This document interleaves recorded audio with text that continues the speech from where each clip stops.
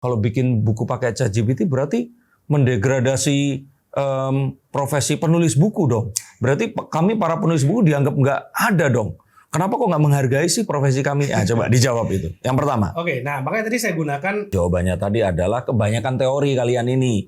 Kebanyakan mikir, kebanyakan baca buku-buku tentang orang itu kalau sukses harus melalui ini dan sebagainya. Saya rasa kalau saya boleh sebut merek ya, di TikTok Shop komisi saya yang paling gede loh se-Indonesia. Masa? Untuk produk fisik ya, saya kasih 60%. Wih. Komisi paling gede saya rasa ya. Tapi itu saya. apa enggak? Kalau saya punya prinsip bisnis tuh ya, nggak ada yang namanya tambah, nggak ada yang namanya kurang, nggak ada yang namanya kali. Terus? Yang ada bagi aja. Kita berbagi, Mas. Oh. Rahasianya adalah kita menggunakan satu teknik negosiasi yang namanya naikkan harga, turunkan syarat, Mas. Simple. Enak ya, orang itu ada yang nulis, enak banget mulutnya ngomong kayak gitu, seakan-akan gampang. Coba kalau seandainya praktekin langsung bisa atau enggak. Nah, sekarang saya tantang. Oke.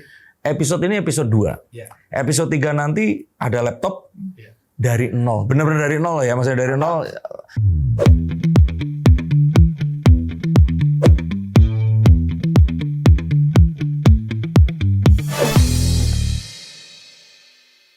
Halo saya Seekers, kembali berjumpa bersama saya Denny Darko. Tidak ada yang namanya misteri, yang ada adalah tanda-tanda yang kita semua coba untuk mengerti. Ini adalah episode kedua, kita akan ngobrol bersama salah satu dari owner Escotel. Dan kali ini sesuatu yang mungkin nggak berhubungan langsung dengan perhotelan, tapi sedikit lebih luar biasa. Nggak sedikit, ini banyak lebih luar biasa. Karena ternyata saya sudah berhasil mengkorek. Beliau ini tuh baru beli berapa apartemen sebelum datang ke sini? Kita kemarin nutup 12, Mas. 12 apartemen dibeli, dan yang lebih luar biasa adalah, saya nggak perlu perkenalan lagi, beli gede ini membeli apartemen-apartemen itu tadi, menggunakan dana yang dia dapatkan dari menjual buku. Dia bukan pengarang buku terkenal, bukan juga seorang motivator handal, dia pun membuat bukunya ini menggunakan ChatGPT. Jadi bagaimana membeli apartemen menggunakan ChatGPT? Ikuti konten ini sampai selesai, dan mungkin kalau seandainya dia nanti sadar meminta konten ini dihapus, ya mungkin kalian termasuk yang nggak beruntung dan bisa mempelajarinya. Gimana beli? Mantap, dahsyat, luar biasa. Berapa apartemen? Kemarin kita satu grup dari tim Escotel, kita ngambil 12 unit di apartemen Collins Boulevard di Alam Sutra. Collins Boulevard. Ya, jadi itu skema. Bukan rumah susun ya? Bukan. Apartemen ya? Apartemen bagus banget. Oke. Mewah lah pokoknya. Oke. Dan harga per unitnya itu sekitar 2 miliaran sekarang. 2 miliar? Ya, jadi skemanya itu gini. Tim Escotel sama beberapa kawan Escotel lah. Jadi kita sama-sama beli apartemen, masing-masing ngambil satu. Jadi total kita ngambil 12. Saya sendiri pun ngambil 1 unit di sana, seperti itu. Tapi kalaupun ternyata 1 unit pun 2 miliar, beli pakai jual buku hasil dari ChatGPT, coba sekarang siapa yang nggak mau? Dan ini disclaimer, ini bukan MLM, ini nggak ngajak kalian untuk daftar, kalian nggak saya minta apa-apa. Isi dalam konten ini daging semua. Kalau nggak percaya, ya nggak usah ditonton. Tapi kalau kalian percaya, setelah ini, kalau kalian sampai nggak bisa bikin buku, kebangetan. Kalau sampai dari jual buku itu nggak dapat duit minimal 3-4 juta, dapat nggak ya? Oh, pastilah. Kebangetan. Jadi saya pastikan pakai data yang kalian ini sekarang sedang sedekahkan kepada kita.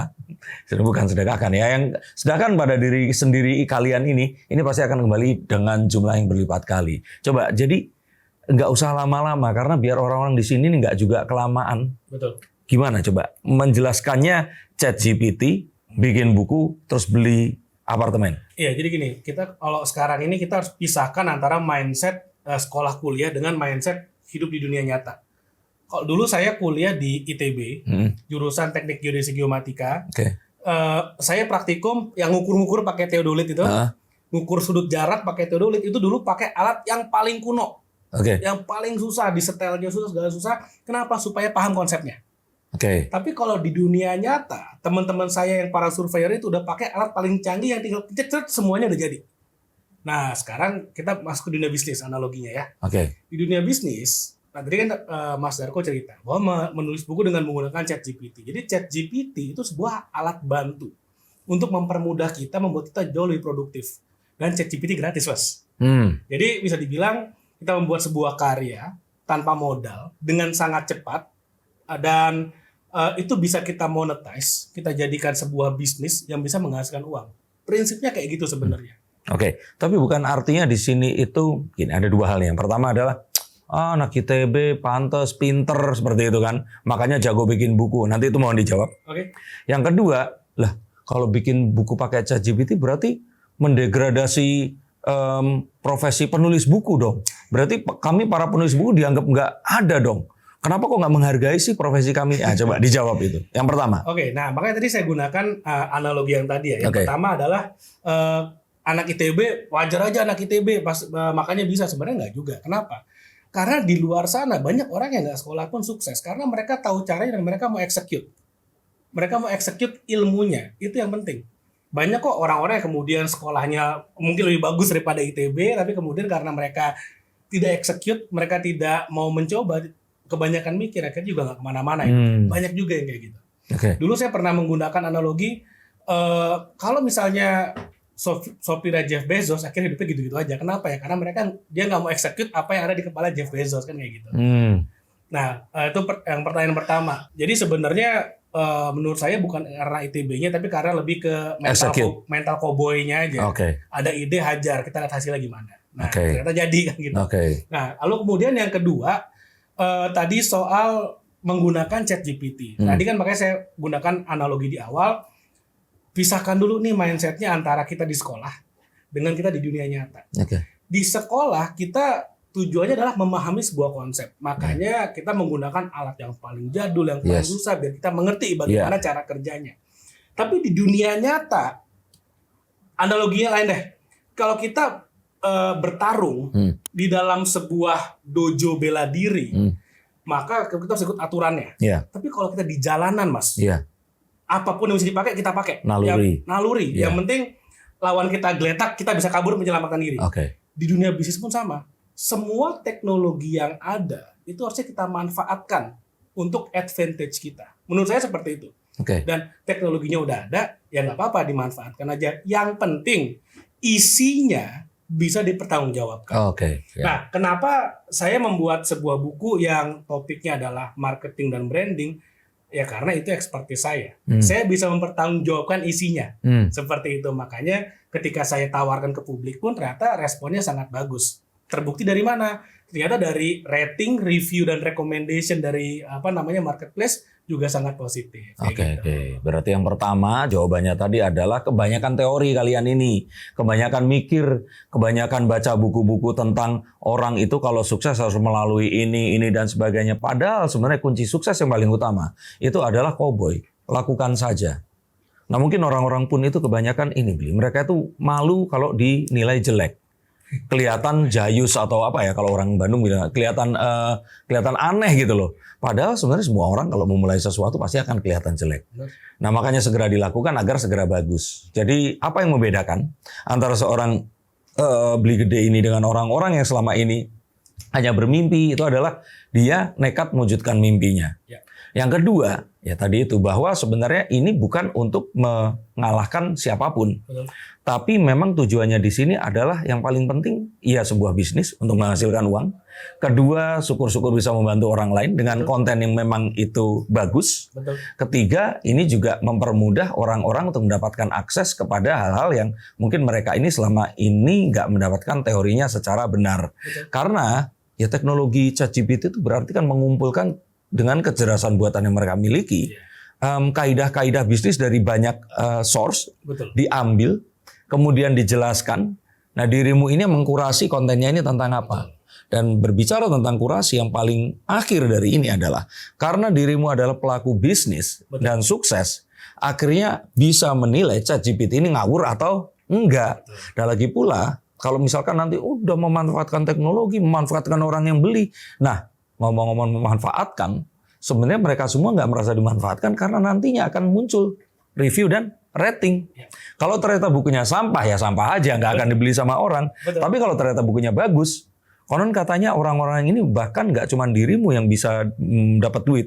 Orang yang menyarankan atau memberikan sebuah mungkin kalau kita bilangnya endorsement, itu dapat uang juga ya. Betul. Jadi gini, seperti yang tadi Mas Arko bilang, saya sebenarnya juga pengusaha, saya punya core bisnis, yaitu adalah operator hotel, manajemen properti. Nah, Saya membuat buku ini sebenarnya tujuannya awalnya adalah untuk membantu teman-teman yang pengen punya bisnis. Makanya judulnya adalah strategi marketing dan branding. Bukan pengen jadi penulis buku dan jualan. Ya itu juga, tapi tujuan utamanya sebenarnya saya lihat banyak orang Indonesia pengen jadi entrepreneur, stuck di mana mereka bisa bikin produk bagus, jualannya susah. Nggak ngerti gimana cara jualan. Ya udah saya buatin bukunya. Jadi. Nah, ketika buku ini jadi, saya pengen benefitnya buat semakin banyak orang. Jadi gampang ini deh. Ketika buku ini laku, bukan saya doang yang dapat benefit finansialnya, tapi saya pengen sebanyak-banyaknya orang. Makanya kemudian ketika tadi seperti yang Mas Darko bilang, bahwa ketika ada yang kemudian menjadi affiliate seperti itu, ya saya berikan komisi, dan komisi juga nggak main-main. Saya rasa kalau saya boleh sebut merek ya, di TikTok Shop komisi saya yang paling gede loh di Indonesia. Masa? Untuk produk fisik ya, saya kasih 60%. Wih. Komisi paling gede saya rasa ya. Tapi itu apa nggak malah rugi gitu? Ngasih 60% apa nggak? Terus cuannya di mana? Jadi gini, kalau saya punya prinsip bisnis tuh ya, nggak ada yang namanya tambah, nggak ada yang namanya kurang, nggak ada yang namanya kali. Terus? Yang ada bagi aja. Kita berbagi, Mas. Kita berbagi. Jadi gini, kalau misalnya saya bisa mengakumulasi uang 1 juta per bulan dari jualan buku, artinya ketika saya memberikan komisi 60%, orang yang menjadi affiliate saya mesti lebih kaya daripada saya dong. Ya. Bener dong? Betul. Saya jadi kaya, tapi partner saya, affiliate saya mesti jadi lebih kaya. Karena 60%, dirimu 40%. Saya 40%, saya masih harus bayar biaya cetak loh, Mas. Saya masih harus bayar biaya handling dan shipping loh, Mas. Maksudnya yang bawa ke kurirnya. Iya. Orang-orang yang packing itu kan saya gaji semua. Iya. Nah, saya masih menanggung biaya itu.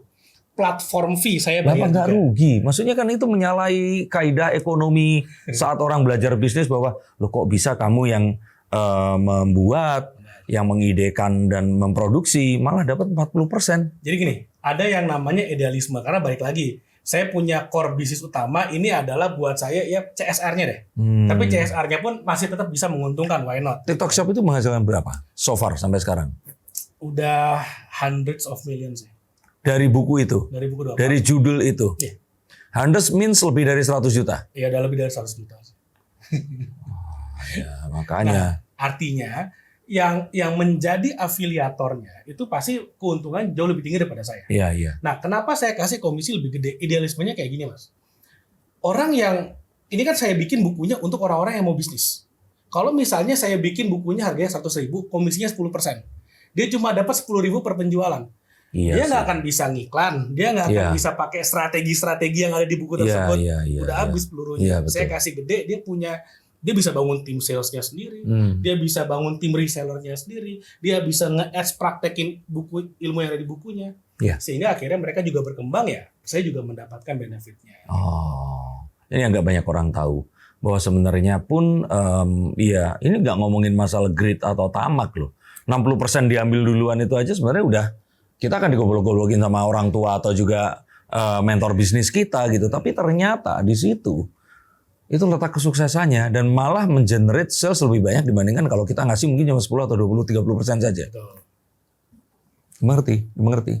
Dan seakan-akan semua hal yang dulu itu kita anggap benar itu salah semua. Kayak misalkan bikin buku itu hanya untuk orang-orang yang misalkan umurnya udah 60 tahun, makan garam kehidupan dan sebagainya. Sekarang ternyata anak-anak muda ini jago bikin buku dan bukunya bagus-bagus. Benar.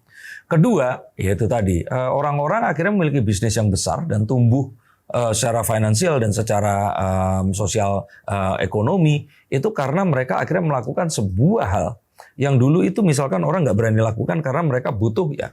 Misalkan kalau kita bilang, Anda seorang apa penulis buku? Harus punya kenalan penerbit, distributor. Benar. Ketiga ya tentu saja kita punya publicist. Benar. Nah tapi kalau ini dirimu pasti nggak punya tiga-tiganya ini tadi. Nyetak-nyetak sendiri, jualan juga sendirian, pakai Traversity ya kalau nggak salah ya. Nah jadi kalau saya kira sih di sini memang perubahan mindset itu dipengaruhi oleh zaman dan itu benar-benar terjadi ya. Betul. Jadi gini, saya tuh prinsipnya gini. Apapun yang bisa jadi advantage buat saya maksimalkan, saya explore habis-habisan. Contoh misalnya, ketika misalnya saya nggak punya modal nih, saya punya expertise, saya bukukan, saya pengen jual, tapi saya nggak punya uang buat nyetak. Apa yang saya lakukan? Ya saya kolaborasi aja. Kalau yang dalam case yang saya lakukan, saya waktu itu buka PO, Mas. Pre-order. Jadi orang ngorder duluan, mereka ngasih uang ke saya, bukunya kemudian saya cetak. Kayak gitu. Tapi bukunya udah jadi duluan? Pada waktu pre-order itu baru ngorder ke percetakan, ke penerbit. Oke. Jadi tolong waktu itu jadi gini, tolong cetakin saya 1.000. Dari 1.000 itu kan keluar invoice. Lalu kemudian dari invoice itu saya bilang, saya bayarnya bertahap ya, sesuai dengan pre-order yang masuk. Penerbitnya mau. Itu artinya apa? Saya berkolaborasi dengan penerbit. Rumusnya sebenarnya simpel, ini rahasianya ya. Kalau rahasianya adalah kita menggunakan satu teknik negosiasi yang namanya naikkan harga, turunkan syarat, Mas. Itu yang 60% tadi. Benar. Jadi misalnya gini contoh. Misalnya saya dicas untuk nyetak buku misalnya 50.000 contoh aja. Nggak aktual aja deh. Itu berapa nyetaknya? Aktualnya waktu itu sekitar 30.000. 30.000? Ya, karena waktu itu kan masih sedikit nyetaknya. Kalau sekarang karena nyetak udah banyak lebih murah. Wah, lebih murah lagi itu? Lebih murah lagi. Nah, jadi waktu itu saya bilang gini, invoice sebenarnya 20.000 Mas. Tapi karena saya minta tenggat waktu yang cukup lama, saya bilang boleh nggak saya bayarnya termin mundur, mahalin harganya. Itu namanya rumus naikkan harga, turunkan syarat. Biasanya lebih banyak menangnya ke kitanya. Maksudnya lebih banyak orang setujunya. Iya. Biasanya orang kalau nawar kan, kalau bisa harganya turunin, bayarnya kapan-kapan, cicil lama sampai lupa. Nah, kayak gitu kan. Kalau saya nggak, saya tuh prinsipnya win-win. Dia win, saya win. Oke, saya naikin harganya, tapi tolong dong diterminin. Kenapa diterminin? Supaya saya bisa nunggu PO masuk, baru kemudian saya... Jadi nggak perlu ada HPP yang dikeluarkan, biar itu dibayarkan sama iya. Betul. Jadi artinya kalau misalnya udah tahu jurus ini, siapapun bisa. Nggak ada alasan, saya nggak punya modal. Saya saya tinggalnya di puncak Gunung Jayawijaya, nggak ada alasan. Siapa aja bisa. Oke. Nah, tapi artinya tetap mengandung dong satu hal di sini. Yang sebelumnya kalau boleh saya katakan bahwa artinya satu, kita nggak boleh tamak ya. Bahwa memang kita harus buang uang dulu, walaupun itu uang yang bukan kita miliki. Agar kita bisa mendapatkan uang dan juga traffic yang lebih tinggi. Betul. Yang kedua tentu saja berkaitan dengan ya tadi itu. Saat ChatGPT membuat konten. Artinya kan konten itu diambil menggunakan kesalahan buatan dan mengambil dari banyak buku yang ada di internet gitu. Benar. Kita tidak bisa sebut itu plagiat karena tidak seluruh buku juga itu diambil. Benar.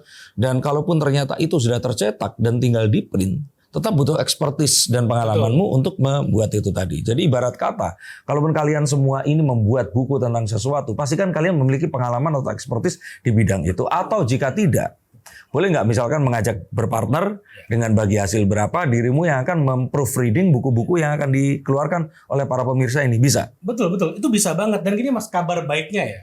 Kita semua expert di satu bidang yang mungkin kita nggak tahu kita expert. Padahal kita expert di sana.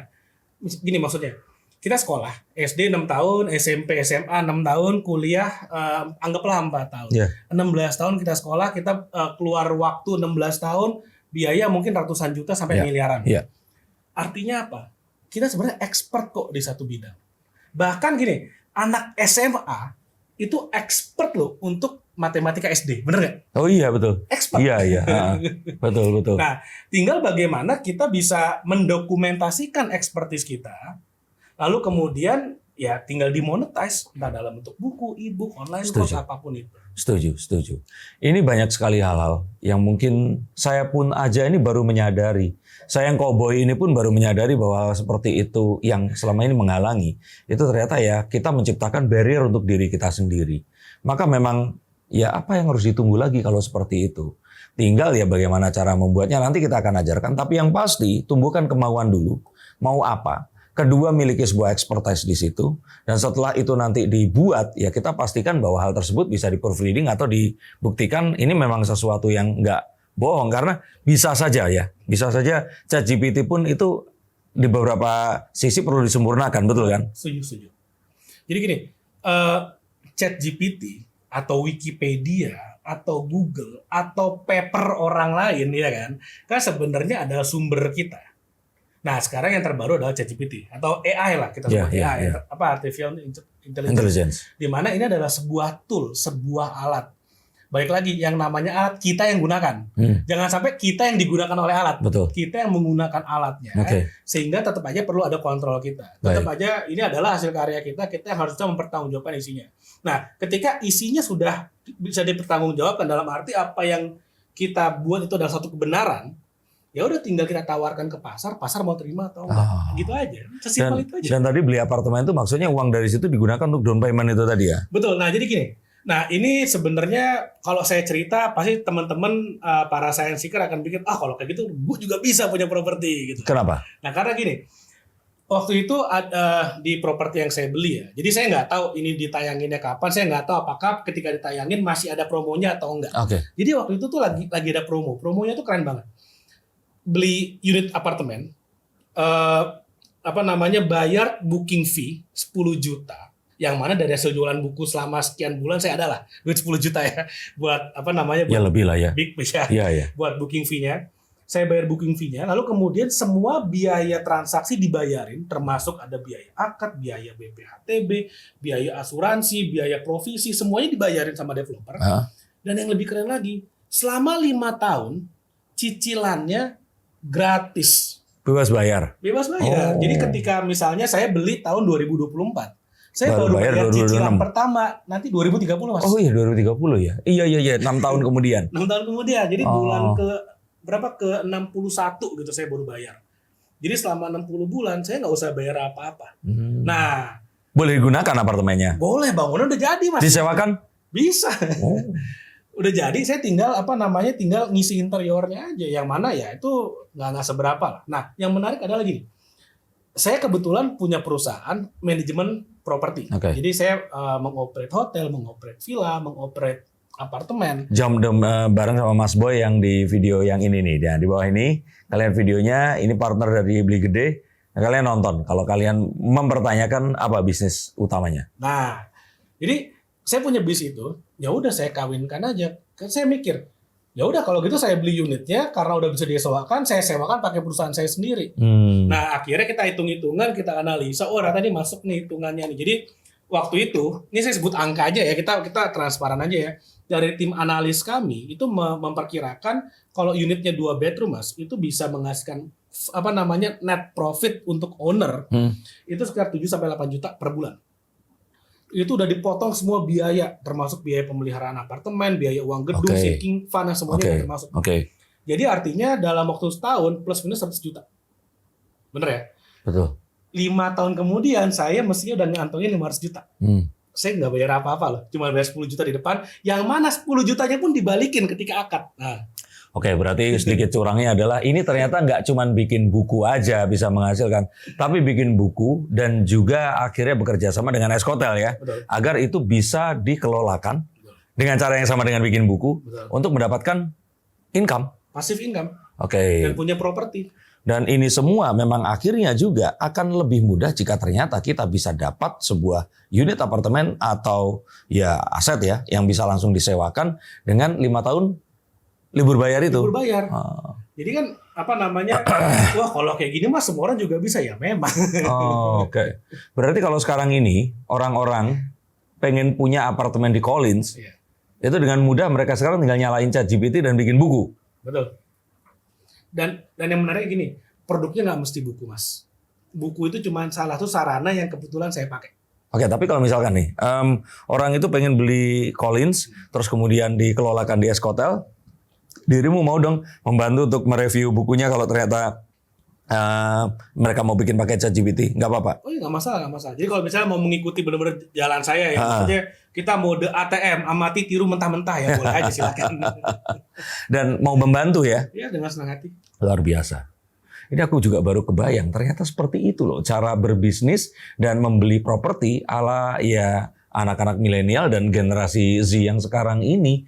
Bahkan ini masuk ke dalam penggunaan AI yang kalau menurut saya ya masih tolerable ya, masih bisa ditoleransi karena kalau namanya ilmu, saya pikir ilmu itu ada di mana-mana dan saya sudah baca buku yang kemarin beli kasih yang di bahwa ya itu bukan satu ilmu yang terus kemudian mengambil secara curang terus kemudian dimasukkan ke situ. Tapi kan memang membutuhkan kurasi yang mana si pembuat buku ini memiliki hal itu tadi. Betul.